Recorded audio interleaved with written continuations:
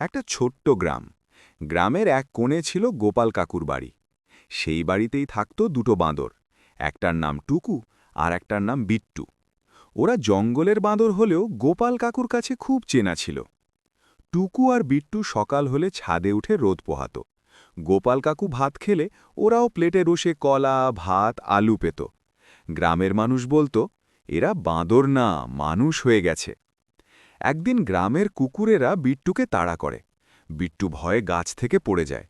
টুকু তখন নিজের প্রাণের ঝুঁকি নিয়ে কুকুরদের সামনে দাঁড়ায়। গোপাল কাকুও দৌড়ে এসে বিট্টুকে বাঁচায়।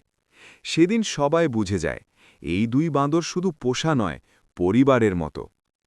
কিছুদিন পর বন বিভাগ বাঁদরগুলোকে জঙ্গলে নিয়ে যেতে আসে। টুকু বিট্টু যেতে চাইছিল না। গোপাল কাকুর চোখে জল। যাওয়ার সময় টুকু ফিরে তাকায়। বিট্টু গোপাল কাকুর কাঁধে মাথা রাখে।